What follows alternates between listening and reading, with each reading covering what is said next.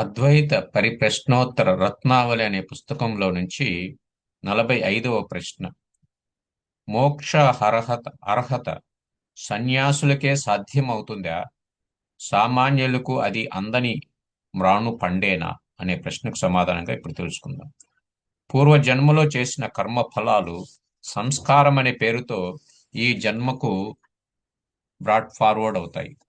ప్రతి పేజీ లెక్క బ్రాడ్ ఫార్వర్డ్తో కలిసి ఉంటుంది. అలాగే ప్రతి జన్మలో చేసిన కర్మ ఆగామి అని పేరుతో సంచితములో చేరుతుంది. క్రిందటి నెల జీతమే ఈ నెలకు వస్తుంది. ఈ నెల జీతము వచ్చే నెలలో అనుభవించాలి. ఈ జన్మలో అనుభవిస్తున్నది ప్రారబ్ధమని, జన్మ జన్మల నుండి ప్రోగు చేసుకున్నది సంచితమని, వచ్చే జన్మకు దాచుకునేది ఆగామి అని పెద్దలు చెబుతారు. ఆగామి ప్రతిసారి సంచితములో కలుస్తుంది. దేహానికి శైశవము, బాల్యము అనే అవస్థలలో అజ్ఞానమే ఉంటుంది. బ్రహ్మచర్యములో విద్యా బుద్ధులను ఏకాగ్రతతో నేర్చుకోవాలి. గృహస్థాశ్రమంలో తనపై ఆధారపడ్డ వాళ్ళ బాధ్యతలు నిర్వహించాలి. అందుచే సన్యాసాస్త్రములో మోక్షం కోసం మాత్రమే ప్రయత్నిస్తారని శాస్త్రము సన్యాసాన్ని ప్రోత్సహించింది.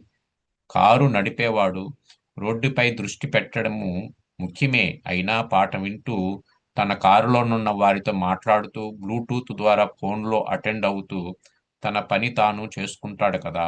అలా గృహస్థాశ్రమంలో కూడా బాధ్యతలు నిర్వర్తిస్తూ మోక్షాన్ని సంపాదించవచ్చు.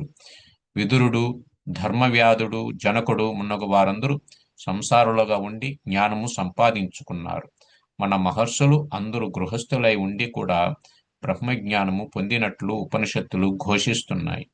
16,000 మంది భార్యలు, 8 మంది పట్ట మహిషులు ఉండి కూడా రాధాప్రియుడు అయిన సాక్షాత్ కృష్ణ పరమాత్మ గృహస్థుడైన అర్జునునకు గీత బోధించలేదా? సాధన చతుష్టయ సంపన్నుడు, బ్రహ్మ విద్యకు అర్హుడు. అతని కులముతో గాని, గుణంతో కాని, సంపదతో కాని, సౌందర్యంతో కాని, హోదాతో కాని బ్రహ్మ విద్యకు అర్హత రాదు. నా కర్మణ నా ప్రజయ ధనేన త్యాగేనైకే అమృతత్వ మానసు. కర్మ వలన గాని, సంతానము వలన గాని, ధనము వలన గాని లభించదని దేహమే నేనన్న భావనను, ఇంద్రియాలే నేనన్న భావనను త్యాగం చేస్తే అమృతత్వం సిద్ధిస్తుంది. నాణ్య పంథ అయనాయ విద్యతే.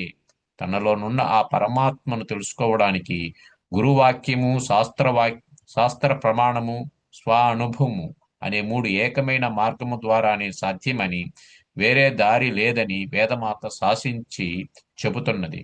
కర్మ వలన శరీరము, శరీరం వలన ప్రియము, దాని వలన రాగద్వేషములు, మరలా వాని వలన ధర్మ అధర్మాలు, పునరపి జననం పునరపి మరణం అనే సంసార చక్రంలో తిరుగుతావు. అనాత్మయందు ఆత్మబుద్ధి, ఆత్మయందు అనాత్మబుద్ధి కలగడమే అధ్యాస, అదే అవిద్య. ఇది ఉన్నంత వరకు సంసార చక్రమును తగులుకొని పరిభ్రమించక తప్పదు. రేపు 46వ ప్రశ్న, ఆత్మజ్ఞానం వలన లాభమేమిటి అనే ప్రశ్నకు సమాధానంగా తెలుసుకుందాం. అందరికీ ధన్యవాదాలు. ఓ